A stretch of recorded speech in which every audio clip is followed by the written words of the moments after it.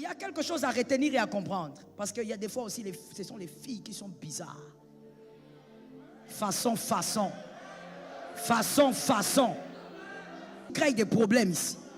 Elle entend là, hein, elle dit amen, mais en sortant là, elle va dire oui à une histoire qui n'a pas de tête. Écoute, mademoiselle, écoute, je sais que les filles aiment ce jeu-là. Tu as un fiancé. Et le fiancé, toi, tu es devenue la bailleuse de fonds du fiancé. Ah bon? Regarde ce que tu vas t'arriver. Tu finiras par bailler le fond de cette relation.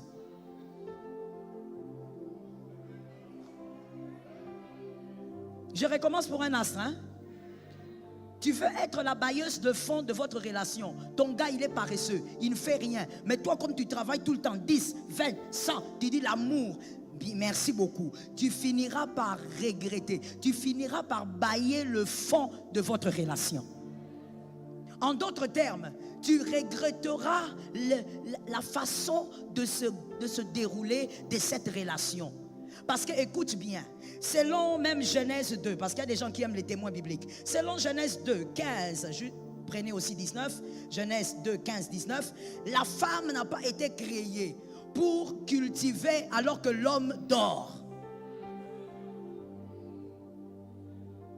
La femme a été créée pour cultiver avec un homme qu'elle a trouvé en train de cultiver. Les lecteurs de la Bible sont là. La femme n'a pas été créée pour venir dans la vie d'un homme comme ça, un homme paresseux, et commencer à devenir son bailleur de fonds. Non, la femme a été créée pour aider l'homme qui est en train de faire quelque chose. Il fait des efforts, toi tu viens ajouter tes efforts. La femme n'a même pas été créée pour nommer les animaux. Come on. Entre nous soit dit. Qu'on parle ou qu'on ne parle pas. Est-ce que je parle ou je ne parle pas? La femme n'a pas été créée pour nommer les animaux. Non. Tu n'as qu'à nommer les animaux, monsieur. C'est-à-dire que la femme te trouve en train de nommer, ça c'est ma télé, ça c'est ma radio, ça...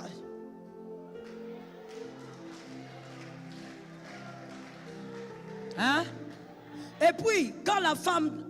précision s'il vous plaît. Parce qu'il y a toujours des hommes malins. Précision. Les animaux qu'Adam nommait, c'était les animaux sur lesquels il avait domination. C'était pour lui. Toi, tu vas commencer à nous nommer les animaux de ton père. La voiture de ton père, mais tu es fier avec.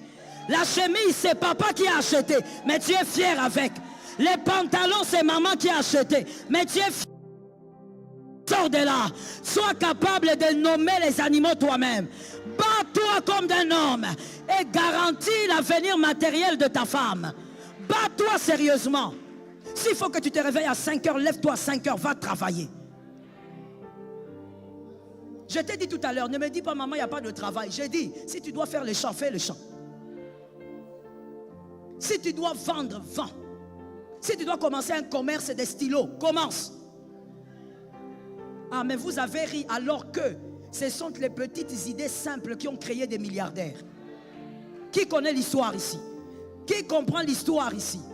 Les plus grands milliardaires, tous les grands milliardaires que vous connaissez sont devenus milliardaires par des petites idées que les gens ne voyaient pas. Fais quelque chose de tes mains.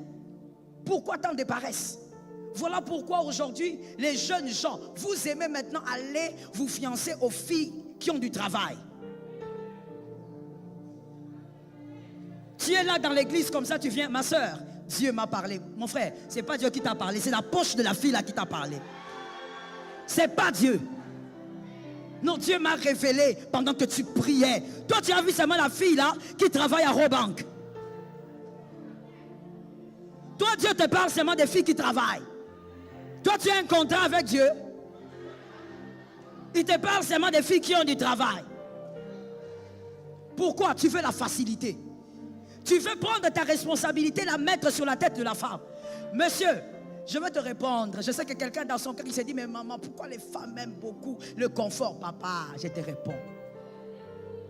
Ces choses ont commencé depuis la Genèse. La première femme a été créée, selon nous les chrétiens, en Genèse. N'est-ce pas? Et cette femme-là qui a été créée, elle est venue trouver un jardin de bonheur. La femme là n'avait trouvé un jardin parfait. Elle a trouvé qu'il y avait déjà tout. Je parle ou je parle pas? Si tu veux accuser quelqu'un de matérialiste, va accuser Dieu. C'est Dieu qui a organisé ça comme ça. Non, je parle ou je parle pas? Il y a des gens qui n'aiment pas la Bible ici. Frère, la Bible ce n'est pas seulement j'irai au ciel. Ça aussi c'est dans la Bible. Dieu a créé le ciel et la terre dans combien de jours? Laisse-moi un peu m'élever pour m'approcher de quelqu'un là. J'ai dit Dieu a créé le ciel et la terre dans combien de jours? C'est la question de l'école du dimanche, hein? Bon, dans les 6 jours là, quand Dieu crée, il crée beaucoup de choses, il crée tout ça. Dieu ne pense pas que après avoir créé l'homme, il peut créer directement la femme. Pourquoi d'abord il n'a pas commencé même par l'homme et la femme? Comme ça ils vont assister à la création. Chacun a sa place, mon frère. Dieu a créé les jardins, puis il a regardé et dit, ah, les jardins ici est bien. Mais si je laisse ça comme ça, il risque d'avoir quelques dommages. Il faut que je crée quelqu'un qui va dominer et qui va entretenir. Et quand il voit entretenir, il voit d'abord l'homme. Ish, masculin. Il commence d'abord par placer Ish dans les jardins. Ish regarde, il dit, ah, moi maintenant je cultive, je nomme les animaux. Et puis il dit, ah, il n'y a personne comme moi. Et Dieu dit, ah, ah, maintenant tu veux quelqu'un. Je veux trouver Isha. Mais Isha doit venir trouver, il y a déjà tout. Est-ce que quelqu'un m'entend bien? Toi, tu ne peux pas être là comme ça au nom d'une philosophie du 21e siècle, commencer à sortir de la Bible. Écoute, si on veut être bibliste, restons biblistes. Tu sors de la Bible en train de dire, voilà maman, la femme comme elle travaille aussi, alors c'était, écoute, la femme est une aide. La femme ne place pas le fondement. Il faut faire la différence. Quand on dit aider quelqu'un, ça veut dire qu'il est en train de faire quelque chose. Alors quand ça dépasse un peu là, tu viens soutenir. Mais toi, tu ne peux pas être un homme paresseux. La femme équilibrée n'aime pas les hommes paresseux. Fournis des efforts. Que la femme, la fille sente que tu fournis des efforts. Qu'elle sente que tu es un homme qui a conscience que le mariage, ce n'est pas seulement une histoire d'un soir, mais le mariage, c'est toute une vie. Que tu dois garantir aussi l'avenir des enfants qui vont venir. Est-ce que quelqu'un m'a capté? Et donc, sois capable de bâtir son bonheur. Et mademoiselle, je veux te dire ici, toi qui aimes écouter les parleurs, que celui qui parle bien là, soit capable aussi de bien agir. Il ne faut pas... On ne s'habille pas avec les paroles. Les cheveux que tu as là, il t'a dragué, il a vu les jolis cheveux là, non? Ça ne se fait pas avec les paroles. Ça se paye. J'ai connu un monsieur qui disait à sa femme vient lui dire, donne-moi l'argent, je vais faire les cheveux. Il dit, les cheveux, ok, ça coûte combien? Quand la femme lui donne le prix, il dit, il faut venir, je vais te couper les cheveux. Que l'Éternel t'épargne de ce genre de personnes.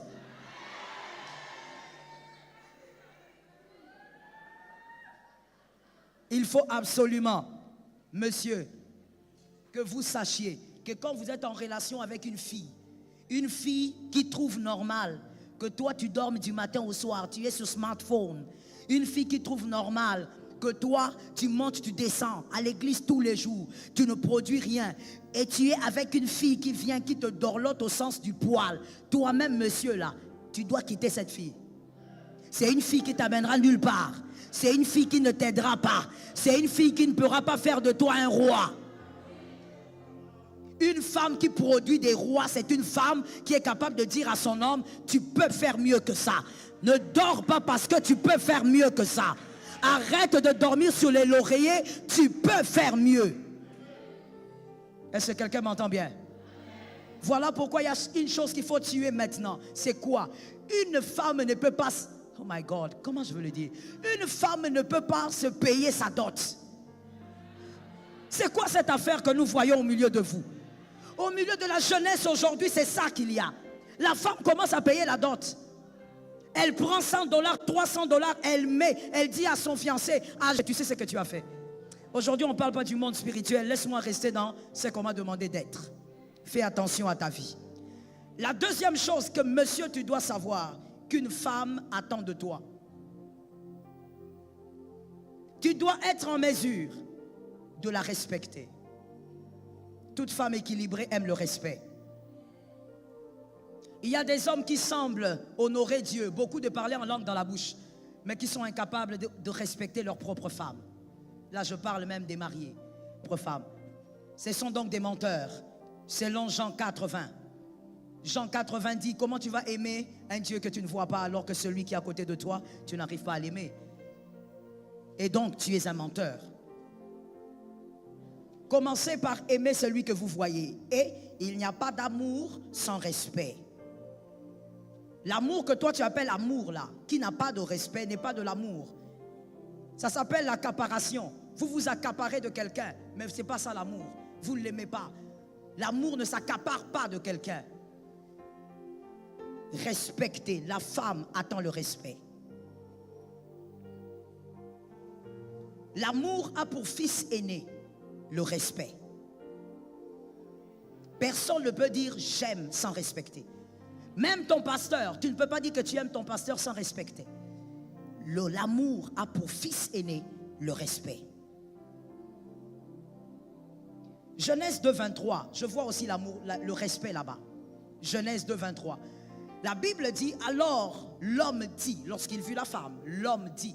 La Bible ne dit pas que l'homme toucha. La Bible dit, l'homme dit. C'est-à-dire, il voit un être qu'il n'a jamais vu, il est attiré, mais il ne va pas vite en train de tripoter. Il n'est pas en train de secouer Ève pendant qu'il parle. Il la respecte. Il parle. Il a son poème, mais il a du respect pour elle.